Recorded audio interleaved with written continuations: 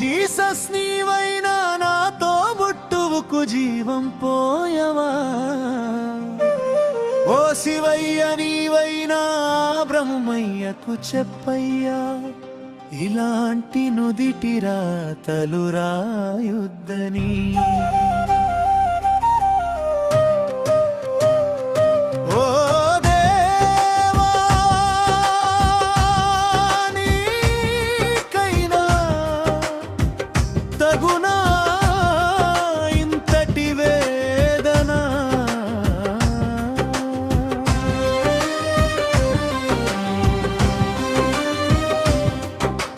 నీకెందుకీ ఈ కక్ష నా పైన, నీవే నాలా ఉండుంటే, నీకే ఇలా జరిగుంటే ఏమి చేదువో చెప్పయ్యా, ఎలా భరించేవో వివరించయ్యా. ఓ దేవా నా దేవా, నీకైనా తగునా ఇంతటి వేదన.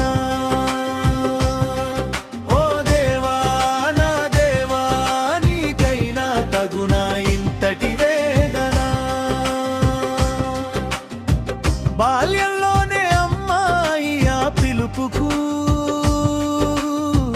నన్ను దూరం చేసావే. నన్ను ఆదరిస్తున్నా నా తోబుట్టువును అన్యాయంగాని దగ్గరకు తీసుకుపోయావే. నీకిది న్యాయమా చెప్పయ్యా. ఒక కంటిని కాటేసి మరో కంటికి మందేశావే. కాస్తో కూస్తో ఉన్న చూపును కూడా చీకటి పాలు చేసావే. ఆ చూపుతోనే ఈ సమాజాన్ని ఎలా చూసేది చెప్పయ్యా. ఓ శివయ్యా, నీకున్న మూడో కన్ను నాకు లేదు గదయ్యా, లేదు గదయ్యా. ఓ దేవా నా దేవా, నీకైనా తగునా ఇంతటి వేదన. ఓ దేవా నా దేవా, నీకైనా తగునా ఇంతటి వేదన. చేయపట్టి నన్ను నడిపించిన జ్ఞాపకాలు, నా చేతిలోనే రొట్టె ముక్క కోసం కాకిని తరిమిన తీరు తలచుకుంటేనే నా కన్నీరు కాగుతుందే అక్క. మన ఇంటి గుమ్మం దగ్గర నీ కాలి జోడులు నీ కోసం వేచి చూస్తున్నాయి ఎప్పుడొస్తావని. రోజు మన ఇంటి ముందు వాలే కాకమ్మ, నీవు కనపడలే నీ కావు కావమంటుందే. పొయ్యి మీద కుండా ఇంకా గేయలేదని అడుగుతుందే అక్క. ఆ కుండకు ఏమి చెప్పమంటావో చెప్పక్క. అమ్మ అయ్యా లేని లోటు తీర్చి నన్ను సాకావే అక్క. నీవు లేక నేనెలా బ్రతకాలో అల్లానైనా అడిగి చెప్పక్క. ఓ దేవా నా దేవా, నీకైనా తగునా ఇంతటి వేదన.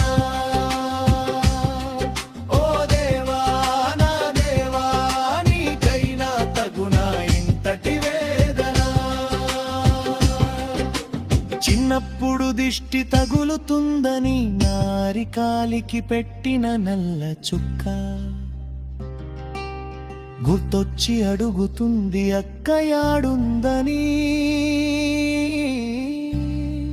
ఇంకా తమ్ముడానే నీ తీయని పిలుపు వినపడదని తెలిసి నా చెవులకి చెముడొచ్చిందే అక్క. వానొచ్చినప్పుడు మన ఇంటి పైన కులు అలిగి లేచినప్పుడు నా కోసం నీవు గొడుగాయినవే అక్క. ఇప్పుడు ఆవానొచ్చేటట్టుంది, ఏమి చేస్తావు అని నన్ను ఎక్కిరిస్తుందక్క వాన. చేయమంటావో సారి కలల్లోకి వచ్చి చెప్పక్క. ఓ దేవా నా దేవా నీకైనా తగునా ఇంతటి వేదన. ఓ దేవా నా దేవా నీకైనా తగునా ఇంతటి వేదన. నా జీవితంలో రాఖీ పౌర్ణమి అమావాసాయిందే అక్క. నీవు ఇక ఎప్పటికి రావని తెలిసి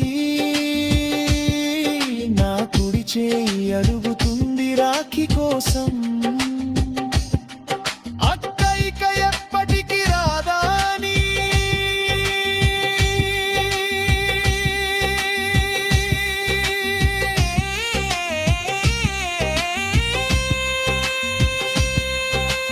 చీకట్లో పొద్దుగాల చీపురు అడుగుతోందే కాకిలి నూకలేదేమని. ఇక మీదట నీ చేయి స్పర్శ చీపురుని తాకదని తెలియక అడుగుతుంది